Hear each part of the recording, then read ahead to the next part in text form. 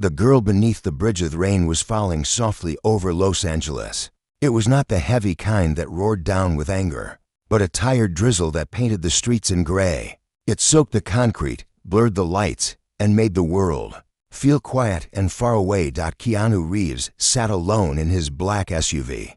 The engine was off. The windows were fogged up. He hadn't moved in 20 minutes. He stared blankly at a small bridge across the street, near the edge of a forgotten park. Under that bridge was a pile of cardboard, a few old blankets, and the shape of someone curled up, sleeping or maybe just trying to disappear.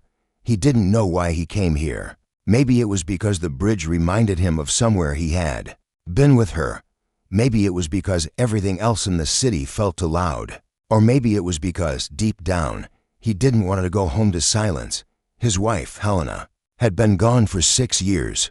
The accident had taken her so suddenly, so violently, that Keanu hadn't even said goodbye. The news had hit the world, but it had crushed him, and while the world had moved on, making movies, chasing dreams, laughing in restaurants he had not, his home was filled with pictures of her, not for memory, but for protection. As if by keeping her image close, he could stop time from moving forward. But time didn't care. It moved even when he did in single quotes then, from the corner of his eye. He saw her not Helena the girl under the bridge. She wasn't asleep. She was staring right at him, not afraid, not curious, just still. Her eyes, wide and sharp, seemed to knowing for someone so young. She couldn't be older than 16. Her hair was wet and tangled. Her clothes were layers of mismatched sweaters, torn at the sleeves, and yet, in that moment, she looked like she was waiting for him. Keanu looked away.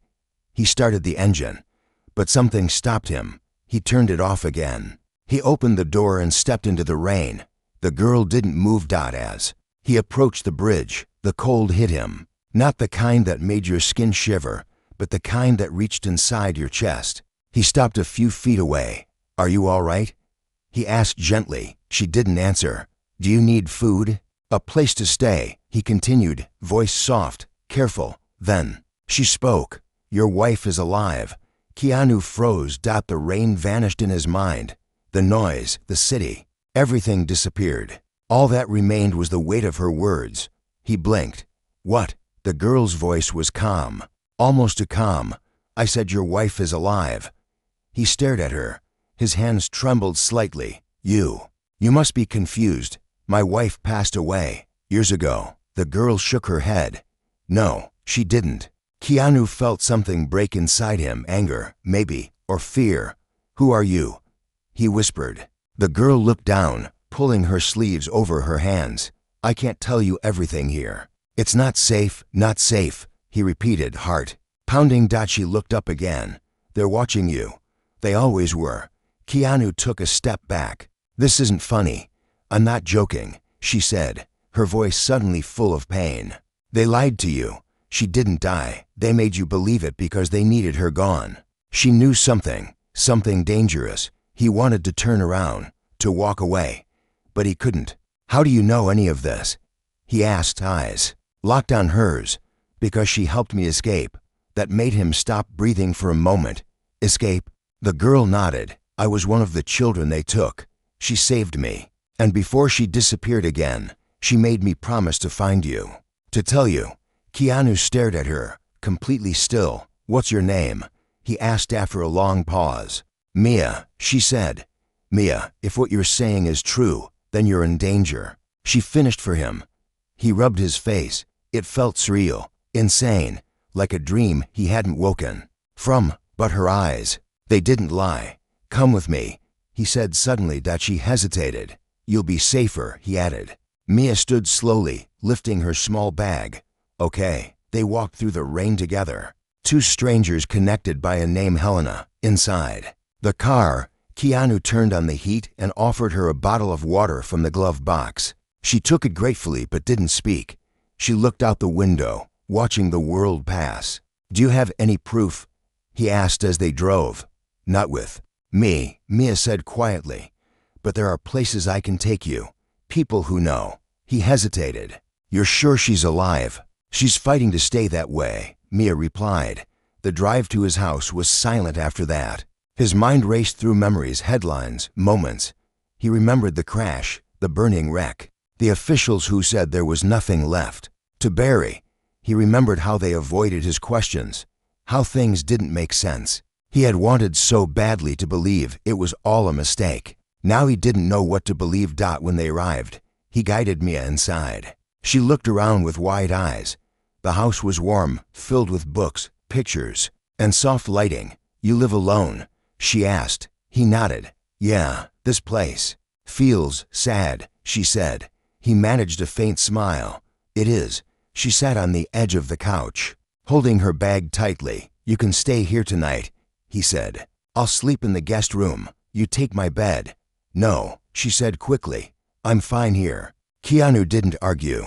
He handed her a towel and some clothes Helena had once bought for charity drives, soft, clean, oversized. As she disappeared into the bathroom, Keanu stood at the window, watching the rain.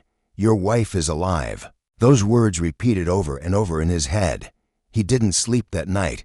He waited for morning, and for the first time in years, he felt something. He thought he had lost hope. The photo in the Loch Eth morning sun was pale and unsure, barely breaking through the gray clouds above Los Angeles. The rain had stopped, but everything still felt wet, quiet, and strange. Birds sang outside Keanu's window, but their songs felt distant, like a radio playing in another room. Keanu had not slept. His mind was a storm. The girl, Mia, was still asleep on the couch, curled up in the blanket he had given her. Her face was calm now, younger than it seemed under the bridge last night. She clutched her old backpack like it was her only anchor in the world. He stood in the kitchen, pouring hot water into 2 mugs, tea, simple and grounding. He didn't know what else to do. When she woke up, she sat up slowly and looked around, as if checking for danger. Then her eyes met his. No smile, just a small nod. "You kept your promise," she said softly. Keanu handed her the tea. "Now it's your turn." They sat in silence for a few moments. She sipped carefully, holding the mug with both hands. Then she reached into her bag and pulled out something small and silver. A locket. It was old, scratched, and worn. But when she opened it and turned it toward him, Keanu gasped. Inside was a tiny photo of Helena.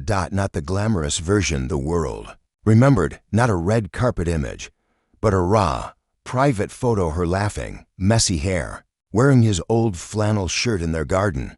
A moment no one else should have had. His hands trembled. "Where did you get this?" he asked. Mia didn't blink. "She gave it to me." He held the locket carefully, as if it might break from his touch. Emotions surged in him: grief, confusion, anger, and something else he hadn't dared to feel in years. "Why would she give this to you?" he whispered. "To prove she was real," Mia said. "To prove she wasn't a dream." "Where is she?" His voice cracked. Mia looked down. "I don't know exactly, but I know she's trying to find a way back." She said the people who took her, who faked her death, moved her every few months. "She escaped once. That's when she found me." "Why you?" he asked gently. Mia hesitated. "I was part of something. They called us the Sleeping Ones. We were children they used for experiments, memory tests, emotion control. They made us forget who we were." Keanu stared at her. "How old were you?" 8, she said quietly. "I stayed there for 5 years." He felt a wave of sickness. "And Helena helped you escape?" "Yes," Mia said. "She taught us how to fight back, how to remember. But someone betrayed her. She got caught." "I didn't." Keanu's mind spun. "Do you know who's behind all this?" he asked. "Not everything, but I remember names, faces, and one place." She reached into her bag again and pulled out a folded piece of paper. It was an old brochure from a private research facility in the mountains outside Nevada. "They called it Bright Pine Institute," she said, publicly. "It was closed 5 years ago, but underground they never stopped." Keanu read the words on the paper. It looked like a wellness retreat ad. Meditation, sleep therapy, neural rewiring. "This looks like a scam," he muttered. "It's worse," Mia said. "They erased people's minds, reprogrammed them. Helena found out too much. She was trying to expose them. That's when they came for her." Keanu's voice lowered. And they faked her death. Mia nodded. His jaw tightened. For 6 years, he had lived in darkness. Now, a fragile light flickered before him. It was dangerous, yes, maybe even false, but it felt real. He stood up. We're going there, he said. Mia looked surprised. Now, as soon as you're ready, he said. But first, we need help. He made a call. 30 minutes later, an old friend named David arrived at Keanu's home. David was a former private investigator, sharp, skeptical, and loyal. You sure about this? David asked as he flipped through the papers and listened. To Mia. Double quotes. No, Keanu said. But I can't ignore it. David looked at Mia carefully. You're brave, kid. But if this is true, you've made powerful enemies. I already did, she said. David nodded slowly. Then we need a plan. They spent the next few hours building one. First, they needed access to satellite maps of the Bright Pine facility. David had contacts. He would pull old blueprints, photos, and travel records. Next, they needed supplies, cameras, audio recorders, disguises, backup phones. Finally, Keanu packed a small bag, not with clothes but with memories.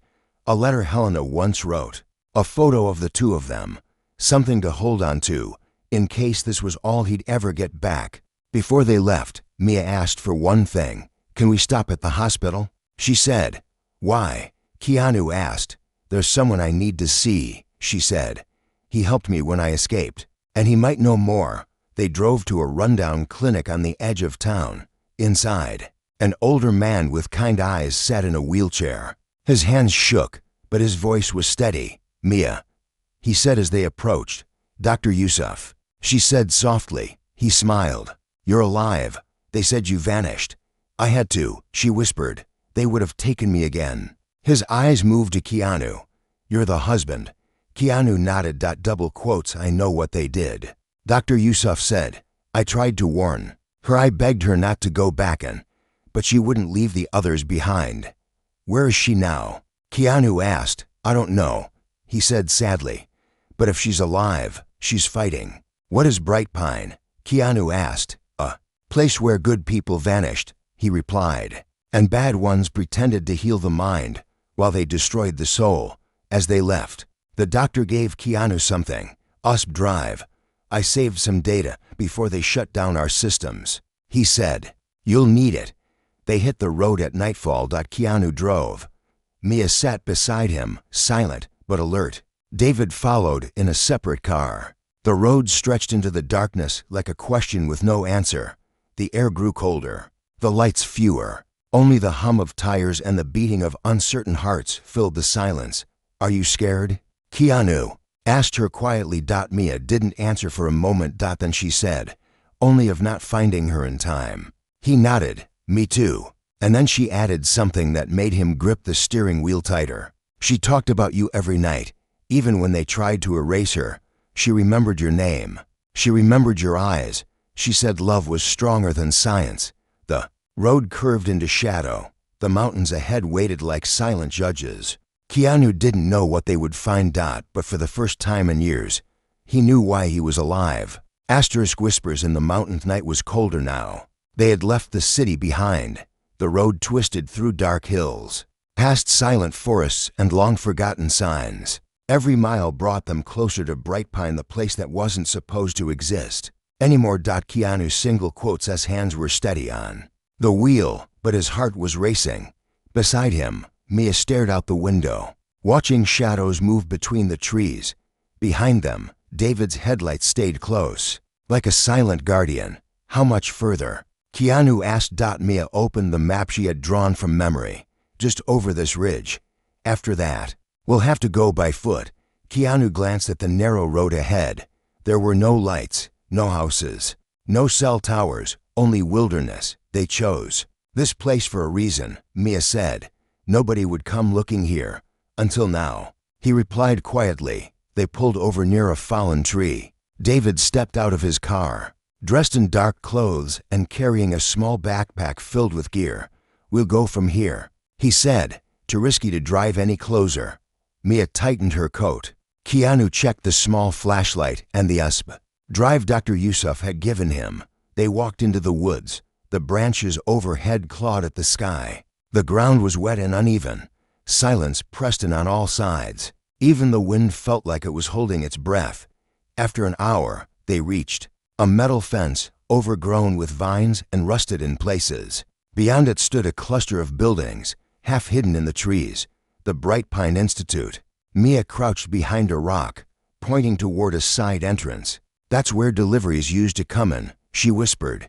They never watched it closely. David examined the lock. Basic padlock. "I've seen worse." In a few seconds, he snapped it open. The gate creaked slightly as they slipped inside. The building was tall and silent. Broken windows. Vines growing up the sides. It looked abandoned. But it was in single quotes T. As they crept closer, they saw cameras, hidden, but not dead. One near the roof still blinked. "They're still watching this place," David said softly. "Do you think Helena's inside?" Keanu asked. Mia shook her head. "Not likely. They don't keep people here anymore. They move them between facilities. But this place has clues." They entered the side door and stepped into darkness. The inside was a ghost of a hospital. Long hallways, empty rooms, peeling paint. Beds were still there, some with restraints. Charts lay scattered on the floor. Strange symbols covered one wall, written in red marker. Keanu felt like he had stepped into a nightmare. "This was my room," Mia said quietly. Walking into a small chamber with a cot and a narrow mirror, she touched the wall gently. "They used to test dreams here. They made us wear these helmets. They said they could see what we imagined." Keanu's stomach twisted. "Why?" he asked. "They wanted to control memory," she said. "They believed if they could rewrite dreams, they could rewrite truth." David called from the hallway. "Found something." They rushed over. He had pried open a locked file cabinet in a small office. Inside were folders, some marked with red stamps. Keanu opened one. His hands froze. It was a file on Helena. With her photo. A more recent one. Her hair was shorter, her eyes tired, but she was alive. The file included logs of movements, dates, and coded names. "Operation Reset." Keanu read aloud. "They moved her from Bright Pine to another place," David said, pointing to a name. "Compound 47. Mia stepped forward. "I heard that name before." In whispers, "It's hidden underground. More advanced, more dangerous." "Where is it?" Keanu asked. David unfolded a second map from the drawer. "Here, deep in the Mojave Desert." Keanu looked down at the image of Helena again. She wasn't a ghost anymore. She was out there. Suddenly, a sound broke the silence. A soft beep. Then another. Keanu looked up. "Motion sensors." Mia said, "They know we're here. We need to move," David said. They ran down the hallway, turning off their flashlights. Red lights blinked along the ceiling. Outside, a soft hum filled the air. A drone. "Split up," David shouted. "Regroup at the base of the hill."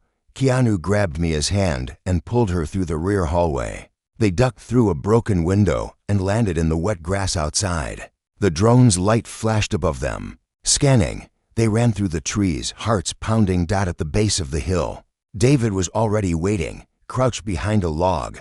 "They're using drones, but no people," he said. "They're testing our reaction, seeing if we're a threat." "Well, we are now," Keanu said. They waited until the drone moved on, then made their way back to the cars. Safe for now, they drove to a small cabin miles away, one of David's safe houses. It was quiet, hidden, and stocked with basic supplies. Mia sat by the fire, holding the file on Helena. Keanu paced the room, unable to sit still. "Compound 47, he whispered. "Why move her there? It's where they finished the process," Mia said. "Where memories are erased forever." Keanu stopped walking. "We have to go there," he said. "Tonight." "We can't," David interrupted. "We need a plan. Compound 47 isn't like Bright Pine. It's guarded, secured, no more broken locks. Then we break something else," Keanu said, voice firm. "You don't even know what you're walking into," David argued. Keanu stared at the photo again. Helena's eyes seemed to look back at him. "I lost her once because I believed she was gone," he said. "I won't make the same mistake twice." The room fell silent. Then Mia stepped forward. I'll go with you, she said. David sighed. Then we go together. But we need to rest. We leave at dawn. As they prepared for sleep, Mia sat beside Keanu on the floor.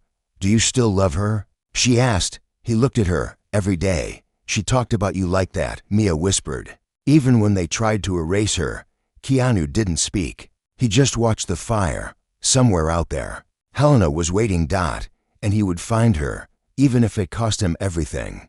The road to Compound 47, the desert stretched out like a forgotten memory. Dry wind whispered through the rocks. The sun was just rising behind them, painting the sky in soft orange and faded pink. Thus trailed behind Keanu's SUV as they moved silently toward the unknown. In the passenger seat, Mia studied the coordinates from the old map. Behind them, David followed in a separate vehicle, scanning for anything unusual. They had barely spoken since they left the cabin. Everyone was thinking the same thing: what waited for them. At Compound 47, Keanu broke the silence first. How did they hide all this? Mia didn't look up. They used names that didn't exist. Doctors with no faces. Labs that moved every few months. They hid behind charity and research, and when someone got too close, they disappeared. Like Helena, Keanu whispered. Mia nodded slowly. She asked too many questions, and she was smart enough to find answers. Keanu gripped the wheel. Tighter. She always was. They drove for hours across the open desert. There were no signs, no roads, just rocks, dry brush, and the weight of what they were about to do. Then, as they crossed a narrow canyon, Mia suddenly said, "Stop." Keanu hit the brakes. "What is it?" She pointed to the side. "See that ridge? There's a vent system built into it. I remember it. That's how they hide the underground part of the compound." David pulled up beside them and got out. "This is it?" he asked. "Yes," Mia said.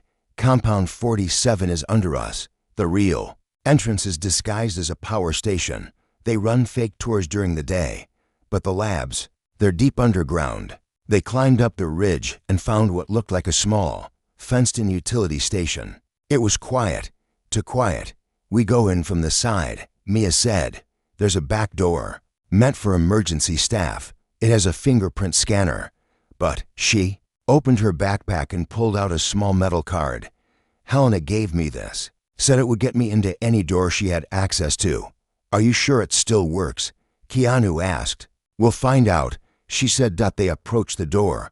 Mia pressed the card against the scanner. A red light flashed. Then green. Clicked. The door opened. Inside, the air changed. It was cooler, sterile. White walls, smooth floors, humming lights overhead.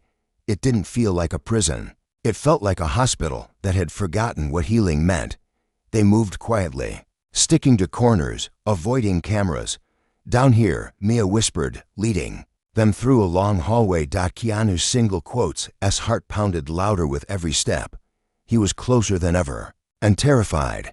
They passed doors with strange labels. Memory Basin Room 3, Personality Adjustment Center, Dream Isolation Chamber. Each one made Keanu's skin crawl. Finally, they reached a door marked, Subject Vault C. Mia stopped. "She was here," she said.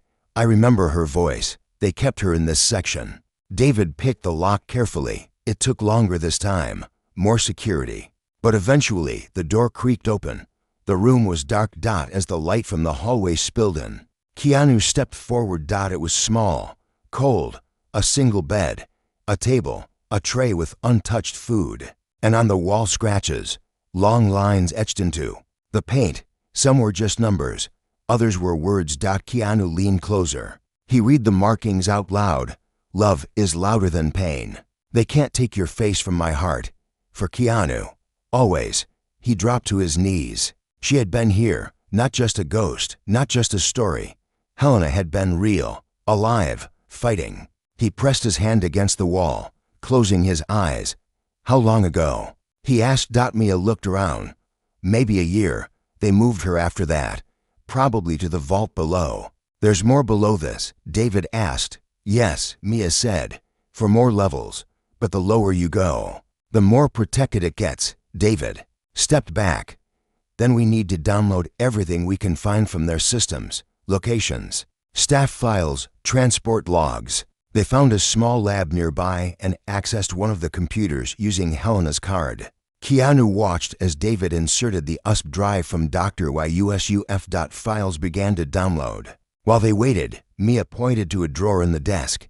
"Check there." Keanu opened it. Inside was a box. He pulled it out slowly and opened it. A ring. His ring. He gasped. "This is mine. I gave this to her on our 5th anniversary. She lost it during the trip." Mia looked away. "She never lost it. She gave it to me when I escaped. Told me you'd recognize it." Keanu held the ring tightly. Tears filled his eyes. "She wanted me to keep believing," he whispered. The screen beeped. "Download complete." But then sirens. Red lights flashed.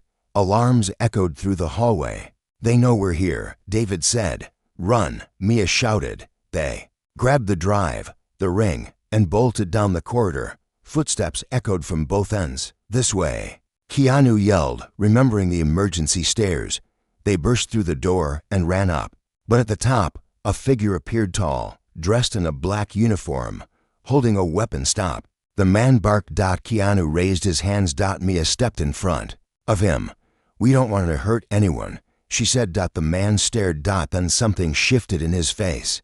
"You're the girl," he said. "The one who escaped. Let us go," she begged. "Please." The man hesitated. Then he slowly lowered his weapon. "They lied to me too," he said. "Go, now." They slipped past him and sprinted through the final hallway. Behind them, the compound echoed with shouts and alarms. Outside, they ran to the cars. David started his engine. Keanu slammed the door shut, heart racing. "Drive," Mia shouted. They sped away as black vehicles poured out behind them. A chase began across the open desert. Dust exploded behind their tires. Bullets cracked in the distance. But Keanu didn't stop. He gripped the wheel with fire in his chest. Not today. Not again. They raced over hills, through dry riverbeds, dodging rocks and brush. Finally, after nearly an hour, they lost the pursuit. They stopped near a hidden ravine. Silence again. Just the three of them, breathing, alive. Keanu turned to Mia. "We found her trail." Mia nodded. "And they know we're coming." Keanu looked down at the ring in his hand. "Let them know," he said quietly. "I'm not giving up." The betrayal inside the waltzed night sky above the ravine was full of stars. But none of them felt peaceful. The wind whispered across the rocks, brushing against their bruised faces. Keanu sat by the fire, holding the ring tightly in his palm. Next to him, Mia leaned against a tree, staring into the flames. David sat quietly with a laptop, transferring files from the USB drive they had just stolen from Compound 47. "These files," David muttered, scrolling through endless documents. "This is bigger than we thought." Bright Pine was only the start. They built 5 more hidden sites, all in remote areas, all linked to something called Project Revenant. Keanu looked up slowly. "Revenant?" "Yeah," David nodded. "Sounds like a ghost project. Something they buried deep." Mia stood. "Helena mentioned Revenant once. She said it was their final stage, the one place people never came back from. So she might be there now," Keanu whispered. "It's possible," David said. "But there's more. They moved her 3 months ago. She was last logged at Site 11, under a new name, Subject 09. Keanu clenched his fist. "Then we go to Site 11. But David shook his head. "It's not that easy. Site 11 is built beneath a military-grade weather station in Alaska. Isolated, freezing. The place is surrounded by cliffs and water." Mia stepped forward. "How do we get in?" David took a breath. "We'll need help. Someone inside. Someone they still trust." Keanu stood slowly. "Do we know anyone?" David looked hesitant. "Maybe. But it's risky. Everything we've done is risky," Keanu said. "We're past the point of safety." David finally nodded. "There's a woman named Cora. She used to work with Helena, security and research. Disappeared 2 years ago. I found out she changed her identity and now lives in Anchorage. She might help." "And if she doesn't?" Mia asked. "Then we go in blind," David said grimly. They packed up and started the journey north. Long drives, snowy roads, silence. Keanu barely slept. His mind was full of images. Helena alone in a room, her memories being pulled apart. Her voice, calling for him. He had missed her once. He wouldn't again. They arrived in Anchorage under a pale sky. Snow drifted across the ground, soft but endless. The town felt still. Small houses, quiet streets, and frozen lakes. David tracked Cora to a small cabin on the edge of the forest. Smoke curled from the chimney. "Stay here," David told Keanu and Mia. "Let me try first." He walked to the door and knocked. A few minutes passed. Then a woman opened the door, strong eyes, long dark coat, and a face that carried secrets. Cora. They spoke quietly. Then she looked past David, locking eyes with Keanu. She stepped out. "You're Keanu," she said. "Helena's husband." He nodded. She looked at Mia. "And the girl who escaped. We need your help." Keanu said. Cora was silent for a moment. Then she opened the door wider. "Come inside." The cabin was warm, lined with books, maps, and old files. "I left them because I saw what they were really doing," Cora said. "They used us to break people, not heal them. I tried to warn Helena, but she wouldn't run. She stayed to protect the others," Mia added. Cora nodded. "She always had more courage than sense." "Do you know where she is now?" Keanu asked. Cora walked to a drawer and pulled out a photo. It showed a woman, blurry, walking between two guards in heavy coats. "That's Site 11, she said. "And that's Helena." Keanu's knees nearly gave out. "We have to get in," he said. "I can help you," Cora said, "but you need to understand Site 11 is a trap. Everything there is designed to break people. They use cold, isolation, confusion. They change your memories until you don't know who you are anymore." "But she remembers me," Keanu said quietly. "She left messages, the ring, the wall. She's still fighting." Cora studied his face. Then finally, she nodded. "Then let's finish this." They flew in a small plane toward the mountains. Cora had contacts. She got them false credentials, disguises, and a plan. Keanu would pose as a donor visiting the weather station. David would act as his assistant. Mia and Cora would sneak in through the maintenance tunnels. They landed near the base at dawn. The sky was gray, and the cold bit into their skin. The base was quiet metal walls, white snow, sharp wind. Guards in heavy gear moved slowly round the grounds. Keanu and David approached the entrance with fake IDs. "State your business," the guard asked. "Research, donation, and inspection," David said calmly. They were waved through. Inside, the walls were steel and white. Everything felt empty, emotionless. A woman greeted them, her eyes cold. "You'll be taken to level 3. Observation only." As they were escorted, David whispered, "Mia and Cora are in position. If we're lucky, they'll reach the control room and shut down the cameras. And if we're not lucky?" Keanu asked. "Then we fight." In the tunnel below, Mia and Cora crawled through freezing vents. Their breath turned to mist. The air burned. "This was never meant for escape," Cora said.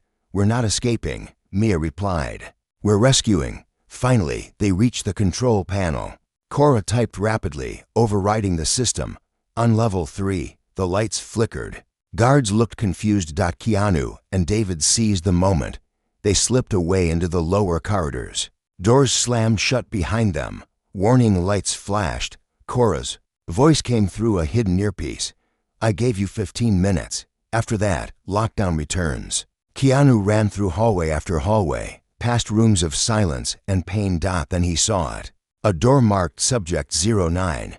He burst through. The room was cold, sterile. A woman sat on the edge of the bed. Head shaved, pale, hands trembling. But when she looked up, those eyes. Keanu dropped to his knees. "Helena." She blinked, confused. Then whispered, "Keanu." He rushed to her, holding her face, brushing away tears. "I'm here. I'm real. I found you." Her voice cracked. "They told me you were dead. They lied." He said, "We're leaving now." She tried to stand, but stumbled. David caught her. "We need to move," he said. "Now." Alarms blared again.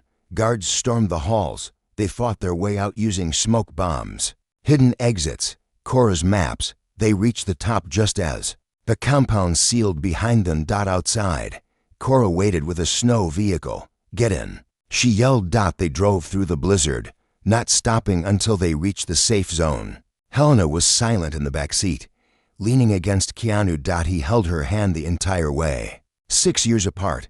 But now they were together again, and nothing would tear them apart. The day she remembered everything. Snow fell softly outside the cabin. Quiet as a breath. Inside, the fire cracked and glowed, casting shadows on the wooden walls. Keanu sat beside the bed, holding Helena's hand. She was asleep, wrapped in a warm blanket. Her face looked peaceful, but behind her closed eyes, something was still missing. She had been rescued. Her body was safe, but her mind, not yet. Keanu looked over at Mia, who sat on the floor with a thick book in her lap. David stood by the window, arms crossed, watching the road. Cora was in the back room, trying to decode the last parts of the files they had taken from Site 11. She's been out for hours, Mia said softly. Her body's exhausted, David replied. They kept her cold, weak, controlled. She needs time. Keanu didn't speak. His eyes never left Helena's face. She had recognized him for a few seconds back in the compound. But then the confusion returned.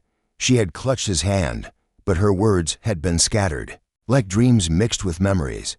Pieces of herself still locked away. We got her out. Keanu whispered. Now we bring her back. A few hours later, Cora returned with her laptop. I found something, she said. Everyone gathered around. The files talk about memory anchors, she explained. Ways to reconnect lost minds. When the brain is fragmented, sometimes a single word, sound, or image can spark a full return. What kind of image? Keanu asked. Something personal, Cora said. Something emotional. They mentioned it as emotive bridging. They tested it on subjects with erased identities. Keanu stood and walked to his bag. He pulled out the ring, the one Helena had saved all those years, and then he took out something else. A letter. Old, folded, written in Helena's own handwriting. She wrote this 2 days before the crash. He said, I never opened it. I couldn't. His hands shook as he opened the envelope. Inside was a short note, written in blue ink. If anything ever happens to me, please remember the sound of my laugh on that boat in Italy. Remember the night we got lost in Tokyo and danced in the rain. I loved you before the world knew your name, and I'll love you even if the world forgets mine. His voice broke as he finished. Mia wiped her eyes. Read it to her, she whispered, out loud. Keanu sat beside Helena again. He held her hand and read the letter slowly, his voice trembling but clear. When he finished, there was silence. Then Helena's fingers moved. Barely. She opened her eyes. They were clearer. Tokyo, she whispered. Keanu leaned closer. Yes, we danced. You wore a green dress. I held your shoes. Helena blinked. A tear slid down her cheek. You cried when the taxi left us, she said. And then we laughed until we couldn't breathe. Keanu smiled through his tears. Yes, that's it. She sat up slowly, looked at him. You came. She whispered, I told you I would. And then, for the first time in 6 years, Helena reached out and touched his face. Gently, lovingly. They tried to take everything, she said, but they couldn't take this. Keanu pulled her into his arms, holding her close. She was back, not just in body, but in soul. That night, the cabin was filled with warmth. Cora cooked soup. David fixed the radio. Mia drew stars on the window with her finger. And Keanu sat beside Helena, talking softly, helping her put the pieces together. She told them everything she remembered. How she had been taken, how they had lied. How she had survived. And how she had never stopped believing he would come. I left you messages, she said. Scratches, words, the ring. I had to keep something real. You did, Keanu said.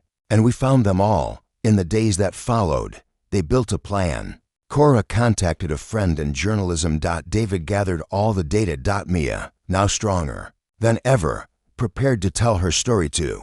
The truth would come out. Bright Pine. Project Revenant. The people who had been stolen, they would no longer be secrets. And Helena, she would speak. They flew back to Los Angeles quietly, avoiding attention. A week later, Helena sat on a small stage in a private interview with a hidden camera crew. Her voice was steady. They erased parts of me, she said, but they couldn't. Erase love. Love is a map. And mine led me home. The video went viral in hours. Governments reacted. Investigations opened. Names were exposed. The project was shut down. And Keanu, he stood in their garden again.